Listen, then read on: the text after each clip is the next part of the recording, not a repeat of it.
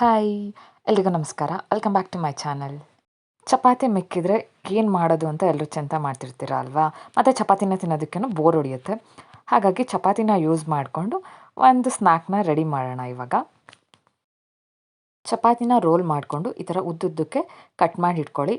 ಇದಕ್ಕೆ ನಾವು ಚಪಾತಿ ನ್ಯೂಡಲ್ಸ್ ಅಂತ ಹೆಸರಿಟ್ಟಿದ್ದೀನಿ. ಇವಾಗ ಒಂದು ಪ್ಯಾನ್ ತೊಗೊಂಡು ಅದಕ್ಕೆ ಬೆಣ್ಣೆ ಅಥವಾ ತುಪ್ಪ, ಎಣ್ಣೆ ಯಾವ್ದು ಬೇಕಾದರೂ ಹಾಕ್ಕೊಳ್ಳಿ.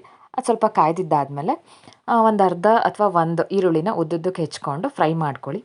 ಈರುಳ್ಳಿ ಸ್ವಲ್ಪ ಫ್ರೈ ಆಗಿದೆ ಅಂತ ಗೊತ್ತಾದಮೇಲೆ ಅದಕ್ಕೆ ಒಂದು ಅರ್ಧ ಆಗೋಷ್ಟು ಕ್ಯಾಪ್ಸಿಕಮ್ನ ಹಾಕ್ಕೊಂಡು ಫ್ರೈ ಮಾಡ್ಕೊಳ್ಳಿ. ಹೆಚ್ಚಿಟ್ಕೊಂಡಿರೋವಂಥ ಟೊಮೊಟೊ ಸ್ಲೈಸಸ್ನ ಕೂಡ ಹಾಕ್ಕೊಂಡು ಫ್ರೈ ಮಾಡ್ಕೊತಾ ಇದ್ದೀನಿ. ನಂತರ ಅದಕ್ಕೆ ಟೇಸ್ಟ್ಗೆ ಎಷ್ಟು ಬೇಕೋ ಅಷ್ಟು ಉಪ್ಪು ಹಾಕ್ಕೊಳ್ಳಿ. ಒಂದು ಅರ್ಧ ಸ್ಪೂನ್ ಆಗೋವಷ್ಟು ಅಚ್ಕಾರದ ಪುಡಿನ ಹಾಕ್ಕೋತಾ ಇದ್ದೀನಿ. ಹಾಕ್ಕೊಂಡು ನೀಟಾಗಿ ಮತ್ತೆ ಫ್ರೈ ಮಾಡ್ಕೊಳ್ಳಿ.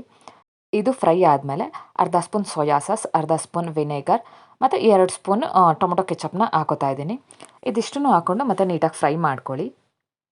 2 ಮಿನಿಟ್ಸ್ ನೀಟಾಗಿ ಫ್ರೈ ಮಾಡ್ಕೊಳ್ಳಿ. ಪೂರ್ತಿಯಾಗಿ ಬೇಯಿಸ್ಕೋಬೇಡಿ, ಮೀಡಿಯಮ್ ಫ್ಲೇಮಲ್ಲಿ ಇಟ್ಕೊಂಡು ಫ್ರೈ ಮಾಡ್ಕೊಳ್ಳಿ. ಇವಾಗ ಈ ಮಸಾಲೆಗೆ ಹೆಚ್ಚಿಟ್ಕೊಂಡಿರುವಂಥ ಚಪಾತಿನ ಹಾಕ್ಕೊಂಡು ನೀಟಾಗಿ ಮಿಕ್ಸ್ ಮಾಡ್ಕೊಳ್ಳಿ. ನೋಡಿದ್ರಲ್ವ ಎಷ್ಟು ಬೇಗ ರೆಡಿ ಆಯಿತು ಮತ್ತು ತಿನ್ನೋದಕ್ಕೂ ಕೂಡ ತುಂಬ ಟೇಸ್ಟಿಯಾಗಿರುತ್ತೆ. ಚಪಾತಿನ ವೇಸ್ಟ್ ಮಾಡದೆ ಈ ಥರ ಮಾಡ್ಕೊತೀನಿ. ಮಕ್ಳಿಗಂತೂ ತುಂಬಾ ಇಷ್ಟ ಆಗುತ್ತೆ.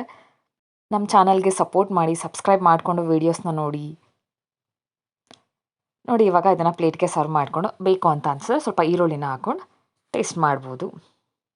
ಮತ್ತು ಹೊಸ ರೆಸಿಪಿಯೊಂದಿಗೆ ನೆಕ್ಸ್ಟ್ ವೀಡಿಯೋದಲ್ಲಿ ಸಿಗೋಣ. ಅಲ್ಲಿವರೆಗೂ ಎಲ್ಲರೂ ಖುಷಿಯಾಗಿರಿ, ಹೆಲ್ದಿಯಾಗಿರಿ. Thank you.